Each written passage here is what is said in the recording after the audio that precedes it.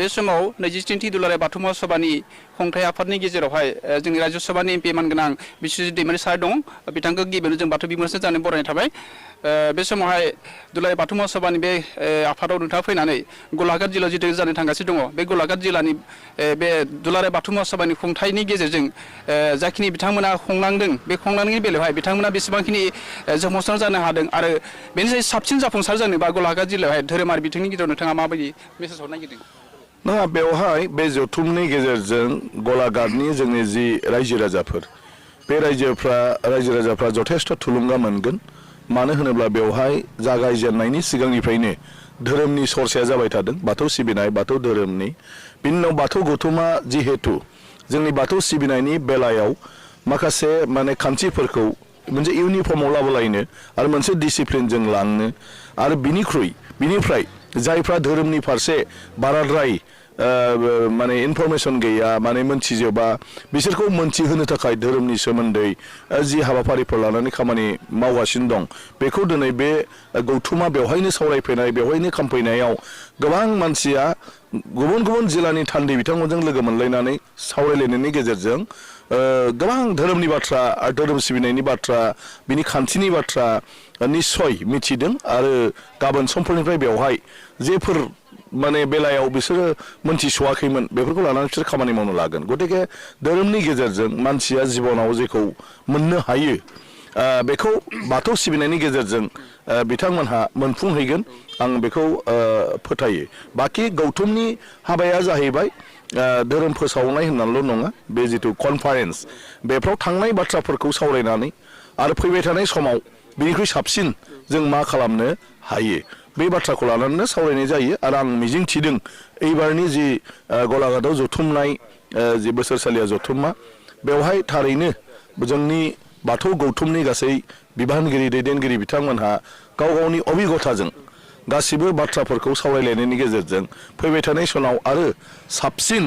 सिबियारि रायजो राजाफोरनो मोजां माखासे लामा दिन्थिनानै होनो आरो मोजां माखासे हाबाफारि लानानै खामानि मावनानै होनो थांखिफोर नाजावनो हादों आरो बे थांखिफोरखौ मावफुंब्लानो आरो जोंनि बाथौ गौथुमा बाथौ समाज बा बर' समाजनि गेजेराव गोबां मोनसे कन्ट्रिबिउसन लाबोनानै होफैबावनो हागोन दुलाराय बाथौ महासभानि फैगौ बाथौ गोथार सान फैगासिनो दङ बे बाथौ गोथार सानखौ दुलाराय बाथौ महासभानि गेजेराव माबायदि बाथौ गोथार सानखौ खुंफुंनायखौ नोंथाङा लुबैदों बाथौ सान खुंफुंनाया जोंनि बेक्तिगत सिन्ताधारानिफ्रायसो बियो समायना जागोन बेवहाय खालि गौथुमाल' बबेबा जायगायाव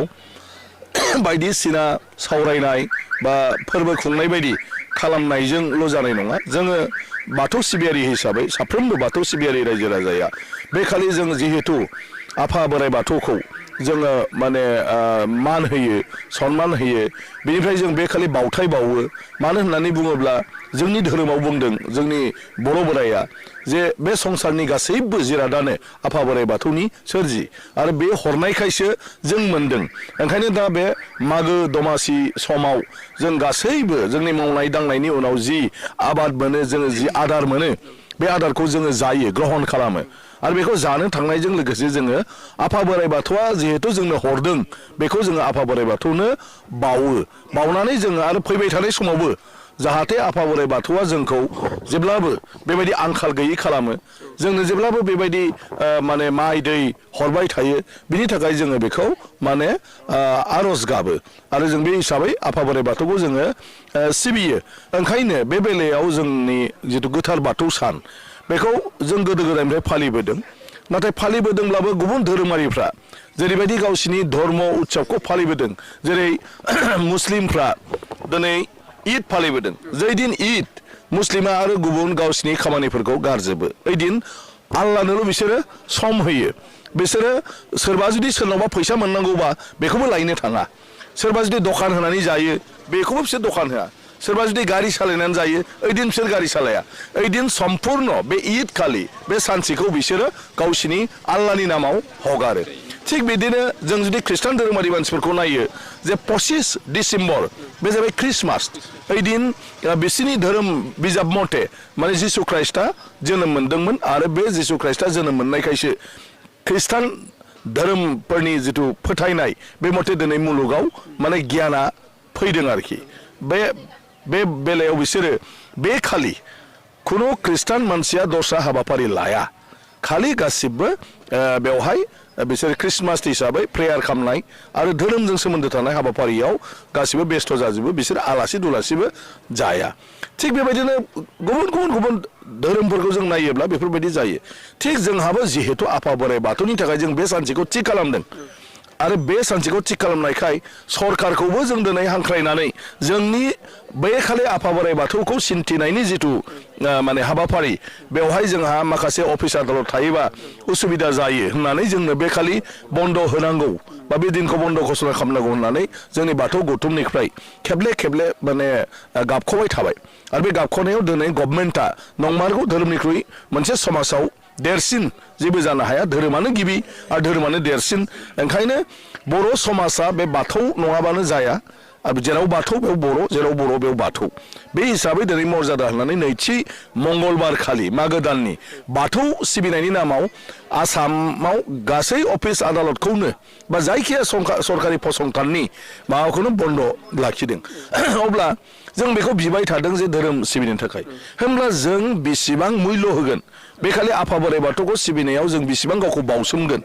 बे सानसेखौ जोङो मन्थ्रियानो जा एमएलएआनो जा इएमआनो जा अफिसारानो जा जियानो जायाथों मानो जोङो खुनु बेलेग हाबाफारि लायालासिनो जों सिबिनो हायो नामा जों बेखौसो नायनांगौ सानसेनि थाखाय जों आफा बोराइ बाथौनो सम होनो हायो ना हाया ओंखायनो आंनि खावलायनाया बेनो जे जेराव सरकारा बन्द होलायलायबाय बेवहाय जुदि जों ओइदिन धोरोम सिबिनायनि सोलाय आफा बोराइ बाथौखौ सिबिनायनि सोलाय जुदि फाबा खाना जायो जुदि फाबा दखान खुलिनानै जुदि बेवहाय अमा बेदर माने दाननानै फानो दाउ फारौ फानो जुदि जों बेवहाय दिनै अफिस बन्द होनानै गथ' गथाय लानानै फाबा शपिं मलाव थाङो फाबा आलासि जायो जोंखौ मालाया मिनिगोन जे नाय बाथौआरिफोरना दिनै इसोरखौ सिबिनायनि नामाव बिस्रा सुत्ति मोननानै रंजादोंसो जोंखौ बेबायदि होनगोन ओंखायनो जाहाथे एबारनि जिथु नैथि मंगलबार सान बे मंगलबार सानाव सरकाराबो बन्द दं हिसाबै जों पुरा रुटिन भाबै जाहाथे सोलिलांनो हायो आं दुलाराय बाथौ गौथुमनि माखासे दैदेनगिरिफोरखौ पार्सनेलि होनदों जे जों दानिफ्रायनो जोंनि बे नैथि मंगलबार सानखौ माबायदि खान्थिजों फालिनाय जागोन गोबाङानो मोनथिया ओंखायनो मोनसे प्रग्राम माने बेवहाय सेटिं खालामनांगौ जे जोङो आंनि मथेब्ला जे जोङो मंगलबार खालि जोङो जिहेतु आफा बोराइ बाथौनि थाखाय सानसे जों आरज गाबगोन आरो जों बेवहाय बावथाय बावगोन ओंखायनो समबार खालिनो जों आफा बोराइ बाथौखौ सिन्थिनांगौ जे गाबोन जिहेतु जोङो बावथाय बावगोन ओंखायनो बयनिबो लांगोनायाव आलारि बाथि जोंनांगौ गय जरा फाथै जरा होनांगौ आरो ओइदिननिफ्राय जोंहा आरम्भ जानांगौ आरो हायगौबा गोथारै थानांगौ समबारनिफ्राय जानला लोंला खामालासिनो थानांगौ बिनि उनाव फुंनि समाव जों बयबो न'आव जिहेतु जों रायजोयैसो फालियो खिन्थु रायजोनियाव ओंखारलांनायनि सिगां फुंनि माने 5 बा 6 बाजिनि गेजेराव न'खराव बाथि सावनाया जास्रांनांगौ न'खराव बावथाय होनाया जास्रांनांगौ बिनिफ्राय 7:30 बाजियाव गामिनि बाथौसालियाव बयबो सहैनांगौ आरो गामिनि बाथौसालियाव बेवहाय आरज जानांगौ आरज जानायनि उनाव जोंनि दौरि बा जाय गोरों मानसि बे एसे 5 मिनिटब्लाबो 10 मिनिटब्लाबो जोंनि बाथौ बोराइनि सोमोन्दै बाथौ धोरोमनि सोमोन्दै बेवहाय जोंनि आइ आफा रायजो राजाखौ एसे माने बुंथिना होनांगौ बुंथिनाया बे नङा जे सोरबा रोंसिन दं रोंसिन गैया बेजों खोथा गैया जोंनि बाथौ आफा बोराइ बाथौनि सोमोन्दै जोंनि आखल दावल जों सिबिनांगौ बेफोरखौबो बे हाबाफारियाव माने जोङो लाखिनांगौ बिनिफ्राय जों जाहाथे 9 बाजिनि उनाव बे आनसलिक हिसाबै बा बायदिसिना हिसाबै जुदि माबा दंबावोब्ला बेवहाय जोङो पार्टिसिपेट खालामनो हानाय खालामनांगौ ओंखायनो ओइदिन जों न'आव जिहेतु संनो खावनो टाइम गैया आं खावलायदों गोबां जोंनि बाथौ माने नैथि मंगलबार बे गोथार सानखालि नुनो मोनदों जे गथ' गथायफ्रा ओंखाम मोनजाया माने बेवहाय थांनानै जिथु मा होनो बे बुट प्रसाद बेफोरखौनो जानानै सानसे थाल्ला थानाय जायो ओंखायनो बे खालि जों माबा माइब्रा ओंखामफोर जेराव ओंख्रिबो नाङा संख्रिबो नाङा बानलुबो नाङा खिन्थु जोंनि उदैया एसे जुदि ओंखाम मोनजायो मोजां थायो गथ' गथायफोर दं मा दं बेफोरबायदि खालामनो हायो नामा बा नङाबा बले केसेरि आखौ जोंना बुंनाय जों मानो केसेरि जानो आं ओंखायनो होनदों केसेरिखौ मालायनि सानोबा जों माइब्रा ओंखाम हमनानै जा बा माइब्रा संनानै जा दा बेफोरबायदि माखासे बा बे मोनसे जोंनि थाखाय आलासि सिबिनायावबो गोरलै जायो सोरबाया जुदि जोंनि बाथौ फालिनायाव फैयो जानाय हिसाबै जों बेनो माइब्रा माने ओंखामखौ होनो हायो जि माइब्रा ओंखामाव आखाइबो सुनाङा जेबो सुनाङा माने बिराद माने डिसिप्लिनै माबा खालामनो हायो बेफोरबायदि माखासे हाबाफारिखौ जों सेटिं बेनि उनाव मोनायाव जों मा खालामनो फोरसा फोरसे नों सावखांनानै जुदि बेखौ जेबो जोथोन लाया फाबा लांदां जायगायावबो फालिबाय सावबाय गारबोबाय टेम्परारि बानायनानै नों जुदि बेखौ जोथोन लाहैया ओंखायनो मोनाबिलियाव नों जेरावखि खालामा बेवहाय जाहाथे मोजाङै बे बुस्थुखौ फोसाबहैयो आरोखि मोनायावबो बेबायदि माखासे हाबाफारिखौ जोङो सेटिं खालामनानै दानिफ्रायनो फोसावनांगौ जाहाथे बेखौ गामि सिङाव थानाय गासै मानसियाबो फल' खालामनो हायो नङाबा गोरोङाल' खालामसै आरो रोङैखौ रायबाय थानोसै गतिके जों जिहेतु दासो सानसेयावनो इउनिफर्मलि खालामनो लादों ओंखायनो बे हिसाबै जोंहा बयनिसिमबो मोनसे जोङो नेमखान्थिखौ बानायनानै फोसावनानै हरनाया मोजां बाराद्राय गोब्राब खालामनो नाङा नाथाय जोंनि हाबाफारिया मा जागोन दिनै जोङो बेखौबो लाजायो सान ओंखारनाय लोगो लोगो जोंना आफा बोराइ बाथौनाव माने बाथि सावजेननाया दा साना गलाघाटआव ओंखारग्रोगोन ओंखायनो गलाघाटआ क'क्राझारनिख्रुइ आधा घन्टा सिगाङावनो बाथिया 10 मिनिट उनाव जोंगोन बेनिफ्राय नगावआ 10 मिनिट बेबायदि 5 मिनिट उनाव जालांबाय थागोन जेरै नोङो इस्लाम धर्मआव जुदि नायो बिसोर जेब्ला रजा थायो बिसोर जाहैबाय सान हाबोब्ला मोनजायो दा साना डिब्रुगड़आव हाबग्रोयो नालाय बेयाव जाग्रोयो बिसोरो खिन्थु बिनि माबायाव आगोलाव रावबो जाया खिन्थु डिब्रुगड़आव जाबायलै जोंबो जाजाबाय होननानैबो बिसोरो जाया बेवहाय मोनसे टाइम फोसावनाय जायो माब्ला सानसेटआ बबे जायगायाव मा टाइमाव बेसेबां मिनिट बेसेबां सेकेन्डआव गोलैयो थिग जोंबो मालायखौ फल' खालामनाय बेफोर साइन्टिफिक बुस्थु सान हाबदों होननानै वर्ल्डआव खेबसेयावनो साना एखे समाव हाबा दा जोंनाबो सान ओंखारनायखौ जों टाइम लाजायो जे सान ओंखारनाय लोगो लोगो आफा बोराइ बाथौखौ जोङो माने खाम सेरजा सिफुं दामनानै गाबज्रिग्रोबाय आरो आहम ओं हरिं क्लिं फोथिया जोंहा सान ओंखारनाय लोगो लोगोनो जोंनि दौरि दौसिफ्रा बेखौ माने जुरिनांगौ आरो बिनि उनाव बेखौ रायखोथिनानै बिनि उनाव नों सावबाय थादो खामबाय थादो नो प्रब्लेम खिन्थु नों आहम मा सोराङा जेब्ला फैयो होमब्ला आहम ओं हरिं क्लिं फोथिया बिनिफ्राय आरम्भ जानांगौ माने साना ओंखारबाय माने आफा बोराइ बाथौआ जिरायफैबाय सानैसो मोनसे बाथ्रा सोंनो नागिरदों दुलाराय बाथौ महासभाया दिनै 27थि खुंगा बे सावरायमेल जागासिनो दङ आरो बुटगुरु दुलाराय बाथौ महासभाया 27 बोसोर जाफैदों बे बेलायावहाय दुलाराय बाथौ महासभानि गेजेराव दिनैसिम मावखुलि बा बेबायदि थानसालि गैया दा बे बेलायाव नोंथाङा मा बुंनो नागिरदों नङा बे जाहैबाय जोंनि हुदा अयभास मानसिया जुदि हुदा खालामो सोबानो जालाङो दा जों जाहैबाय बेबायदि दासिमबो माने मा होनो कालचार मोनसे संस्कृति बर'आव मा होनगोन बेबायदि जोङो हुदा हारिमुआनो बेनो संस्कृति जों बेखौ बेबायदि जों खालामबाय सब बिथिङावनो गतिके बे जाहैबाय आं दा खावलायबाय थादों जे जों जायखिजाया आनसलिक बा डिस्ट्रिक्ट बायदिसिनायाव बबेबा मोनसे जायगाखौ जोङो सेन्टार हिसाबै डेभेलप खालामनांगौ सेन्टारा मारै खालामनांगौ जे जों बेवहाय बबेबा बाथौसालियाव जोङो सानफ्रामबो जिरायनो थांनायनि अयभास बेवहाय धोरोमनि बाथ्रा सावरायनायनि अयभास लासैनो बेवहायनो मैगं थाइगं गायनानै माने सासे सोरबा थालांनाय बे बाथौसालिखौ जोथोन लानाय बेनि उनाव लासै लासै जोंनि जिथु कन्ट्रिबिउसन बेखौ जों मोनसे अयभास खालामबोनांगौ जे जों बाथौसालियाव थांनायाथ' कम्पालसरि मंगलबाराव बेनि उनाव जों जेब्लानो थाङो माबा मोनसे जों होबोनांगौ दिनै नों नाय ख्रिस्टान धोरोमखौ जों बयबो सावरायो जे बिसिना ओरै जाबाय बिसिना गिर्जा जाबाय बिसिना उमुक जाबाय नाथाय सिङाव रहस्यआ मा सिङाव रहस्यआ जाहैबाय जायफ्रा ख्रिस्टान मानसि बे ख्रिस्टान मानसिफ्रा गावसिनि धोरोमनि नामाव गावनि जिथु इनकाम बे इनकामनि मोनसे पर्सन बेवहाय डनेट खालामनांगौ दा बिदि नङाबाबो सिम्पलि मा नों दिनै माइ मोनबाय माइखौ महनसेब्लाबो होफैगोन गिर्जायाव दिनै नों गय ओंखारबाय नोंहा गय जाग्रोनोसै खिन्थु गय बेदासिबाबो होफैग्रोगोन थालिर ओंखारदों थालिर दांसेखौ बेवहाय होफैग्रोगोन अब्ला बिनि गिर्जा माबाया बेखौ आरोबाव सेल खालामनानै बिनिफ्राय फैसा मोनबाय गावजों गावनो बायलायलायबाय थिग जों मालायनिखौ मानो नखल खालामनो होननो नाङा जुदि मालायनि बायदि लुगैयोब्ला आरो मालायनि बायदि लुगैयाब्ला जों दाबो बारि खनायाव मोदाय होबाय थाबानो जाबाय बोसोराव खेबसे सनस्रांबानो जायो नों मानो लाख थाखानि बाथौसालि लुनो गतिके जों जिहेतु मालायनि बायदि साबना हामना खामनो होननानै सानदोंब्ला मालाया बेबायदि मारै लांनो हादों बेखौ नायनानै जोंबो बे रोखोमनि माखासे खालामनांगौ जों जुदि डनेसन होनाय आखुथायखौ जुदि जों डेभेलप खालामा दा आं मोनसे आंनि बेक्तिगत जिबनाव आं मैयाबो फोसावदों बे माबायाव आं मोनसे बगामाथियाव बाथौसालि लुगासिनो दङ आरो बे बाथौसालिखौ आं हा दाहा मोनसे थांखि लादों न'खरावबो आं रायलायदों जे बे बाथौ थानसालिखौ 100 बोसोरनि उनावब्लाबो जोंनि थैनि न'खरनि मानसिफ्रा बेखौ मेनटेन खालामनांगौ बे आरो गुनो मोनला सिजौआ बिनि जितु टाइल्स मार्बल बे आरो माने गुनो मोनला बेवहाय जिखिनि माने दंफां लाइफां देनां साजायगोन बागान जागोन आरो बेवहाय जिखिनि जोंनि सिबियारिफोर जिरायहैग्रा माहैग्रा सोरबा बाहेरानिफ्राय फैयोब्ला बेवहाय थानाय मानाय स्टाडि खालामनाय बेखौ आंनि न'खरनिफ्राय जेनां जुगे जुगे माने 5, 6, 7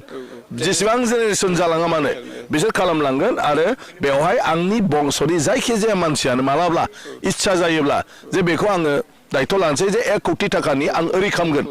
बे एलाव जागोन आरोखि खिन्थु आंनि ब्लाडनि मानसि नङाब्ला बे एलाव जानाय नङा गतिके बे जेसेनो थांगोन ब्लाडनि मानसिया बिसोर जायखिजाया मानसियानो गाव क्लेम खालामनानै लाफैनो हागोन जे आंबो बे बंसनि मानसि ओंखायनो बे बाथौआव आंबो कन्ट्रिबिउट खालामनो नागिरदों बा आं ओरै खालामनो नागिरो बा बे ट्रास्टआव आं हाबनो नागिरो बेखौ देनांहाय खालामलांगोन बेनि बायल' हिसाबै आरोखि दा जा आंना जाहैबाय बे मोनसे इनिसियेटिभ जे आं जि बाथौ थानसालिखौ गायसनबाय बे जाहाथे 1000 बोसोर उनावबो थायो आरो बेनिखायनो मालाया मा सानो मा साना खिन्थु आंनि न'नि मानसिया बेखौ अबयज्ञा खालामनो मोना आंनि बंस परियाला आरोखि बेखौ आं दा गाव हारसिं लादों बेखौ आं सोरखौबा रायलायनानै बुंनानैथ' थोननो हाया जे नोंबो फिसालाया गिदिर जाखाबायलै नों हा हुखौ दान होदो खिन्थु जों जुदि दान होनो हायो जे दिनै आंनि फिसाया जुदि इन्जिनियार फैला फाबा IIT थाहैबाय बम्बेआव जुदि न' बायबाय दिल्लीयाव जुदि न' बायबाय जों बोरायबाय बुरिबाय जेबो गैलाब्ला आं 10 बिघाखौ जुदि थानसालिनि नामाव दान होयो होमब्लाना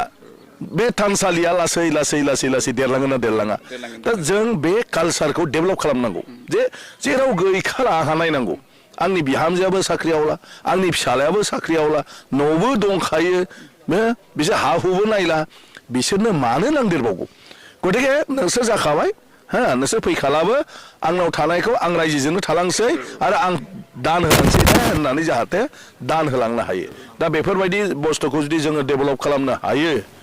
होमब्लाना जोंनि गेजेराव दा बुंनाय बायदि जोंहा अफिस नाङा जोंनो सेन्टार नांगौ जेराव थाङोब्ला मोनसे मिरु नांगौ जायगा नांगौ आरोखि दा जोंहा माखासे स्कुल दं स्कुलल' बेवहाय आख' धोरोमनि जोंहा जेबो स्टाडिनि बेबस्था गैया जेराव बाथौ मिसन दं बाथौ स्कुल दं बबेबा जोंहा बेबायदिनो माबा खालामदों खिन्थु बेवहाय मानसि थानायनि मानायनि जेबो बेबस्था गैया दा जोङो आसलते बे बुस्थुफोरखौ बोरैहाय ट्रास्ट खालामनानै माबा मोनसे खालामनानै मोनसे बाथौ थानसालिया गावबा गावनो इच्छुक जानानै मोनसे सर्स दिहुनो आरो बेफ्राव जों बोरैहाय मानसिखौ मोजां मोनहोनो थारमाने जिबनाव मा जानांगौ आं दिनै MP जाबाय थादों जाहाथे मानसिया ओरैबो जायो जे आं जिबनाव बाथौ धोरोमाव दौरि जानानै आं थैलांसै जे आंनो जेबो नांला बेबायदि मोनसे भाबखौ जों लाबोनांगोन आरो बेखौ लाबोनांगौब्ला जोंहाबो दायथ' थाजोब्बाय जों दौरि सासे दौसि सासे आसारिखौ जोंनि समाजाव जोङो गिदिर मान होनांगौ बेखौ नुबानो जों गसंनांगौ बे फार्स्ट जिरायनांगौ होमब्ला मन्थ्रिबाबो सिखारना होनांगौ MLA बाबो सिखारना होनांगौ होमब्ला सब मानसियानो दौरि जानो आवगायगोन दौरि मानसिखौ नुयोब्ला बयबो खावलायनांगौ जोंनाव जेरैखि जाया ओंखाम बोथिसे जालांथारनांगोन जोंनाव हर थाथारनांगोन माने दौरि होनोब्लानो जोङो साननांगौ जे जोङो आंहा दिनै बे न'खराव मोनसे सान्थि माबा मोनसे गोथार आंहा माबा फैबाय बा बेवहाय जुदि दौरिया आंनि न'आव थायोबा आरो आंहा मोजां जाबावगोन जोंनियाव बे गोसोआ बर'नाव फैनांगोन जे दौरि नुबानो दौसि नुबानो आसारि नुबानो आफा माने जोंनाव दिनै हर थालां जोंनाव ओंखाम जालां उपजासि बेखौ बिसोरखौ नुयोब्ला बिनिफ्राय आरो जेबो आसा दाखालाम खिन्थु नोंसो बेखौ नायनांगौ खारन बियो जोंनि समाजनि थाखाय गावनि जिबनखौ दान होबाय आरो बेवहायनो बियो बावसोमबाय बे मानसिकताखौ बे गोरबोखौ नों बर'आव बोरै दानानै होनो दा बेखौसो जोङो खामानि मावलायनांगौ बिदियाव जों रावखौबो खावलायनानै खालामनो हाया खिन्थु जों जुदि माखासे मानसिया लासै बेखौ खालामलाङोब्ला बयबो बेखौ फल' खालामगोन गतिके जेबो नङा दा बहुद आवगायबाय एसे नांबावगौ आरो बे एसेब्लानो लासैनो जोंनि फिसाफ्रा हयथ' जे न'आव थायालासिनो बाथौसालियाव थाहैगोन आरो हाबा हुखा लायालासिनो आं जिबनाव आं बेजोंनो थांसिगोन आंनि जिबनाव आंखौ जेबो सिन्था दा खालामसै न'खराव हयथ' बिदि बुंगोन आरोखि आच्छा नोंथाङा थानसालि लुनाय खोन्था बुंबाय बा बेबायदिनो बेखौ माला बेखेवगोन होननानै नोंथाङा गावनिफ्राय सानदों? बेखौ आं 19 जानुवारियाव बेखेवगोन ओरै दाथ' जाफुनाय लोंफुनाय ओंखायनो दिगदार पुस मासाव हाया दाख्लै आघनाव खालामनो नागिरदोंमोन अदेबानि बे माने कानि माबाखौ लानानै माखासे परिबेसनि थाखाय खालामनाय जायाखिसै दा ओंखायनो 19 जानुवारिखौ थि खालामनाय जादों ओरैहाय बाथौ साहित्य सभा दं बिनि उनाव माने 26 जानुवारि दं बिनि उनाव आरो गोथार बाथौ सान दं ओंखायनो 19 जानुवारिखौ दा फिक्स खालामनाय जादों 19 जानुवारियाव रायजोनि थाखाय बेखौ बेखेवना होसिगोन आरो बेवहाय मोनसे कमिटि थासिगोन बे कमिटिया नायबाय थागोन गासिबखौबो मा खालामनांगौ मा खालामनाङा जायगाया जाहैबाय बगामाथि उदालगुरि आरो बाक्सा जिल्लानि गेजेराव भुटान सेरफाङाव गतिके बेवहाय बेखौ दा जोङो 19 तारिखआव रायजोनि थाखाय बेखेवना होनाय जासिगोन दा डेभेलप जाथ'वाखै दा जों मात्र थानसालि बेफोरखौ खालामग्रोदों गेट टेट गासै लासै जों बेखौ माने मावलांबाय थागोन आरो बेखौ कमिटिया मावबाय थासिगोन आरो बेखौ आंनि जि माने ट्रास्ट मोनसे थागोन बिसोरो हरबाय थासिगोन खालामबाय थासिगोन आरोखि बे समावहाय 27 खुंगा बे दुलाराय बाथौ महासभानि गेजेरावहा राज्य सभानि एमपि मानगोनां बिस्वजित दैमारि जोंजों दंफैयो आरो जोंनि बे बाथौ बिमुरसानि गेजेरजों जा बिथाङा रादाब हरदों जोंनि रादाब बुथुमगिरिनि सासे आंनि आंगो लोगो दिनेश बसुमतारिया फोसावबाय थानाय जादों आरो बे गेजेराव दिनै बिस्वजित दैमारिया जिखिनि दिनै जोंनि बाथौ बिमुरसानि गेजेराव रादाब हरदों आरो जिखिनि बिथाङा धोरोमनि खान्थिनि बेलायाव बुंबाय दुलाराय बाथौ महासभानि खोथा बुंबाय गलाघाट जिल्लानि उन सिगांनि खोथा बुंबाय आरो फैबाय थानाय उदालगुरिनि गेजेरावहाय जा मोनसे गोथार थानसालि लुनायनि बाथ्रा बिथाङा खोन्था होदों जों जोबोद साबायखर मोनदों आरो बाथौ बिमुरसानि गेजेराव बेखिनि रादाब हरनायनि थाखाय जोंनि मानगोनां गेदेमा बिस्वजित दैमारि सार एमपि बिथांनिसिम जों बाथौ बिमुरसानि साबायखर जासिनाय थाबाय आरो उनाव लोगो मोननायनि आसाजों जोंनि दिनै मोगा मोगि एसे फोजोबनाय जाबाय गोजोन्थोंसै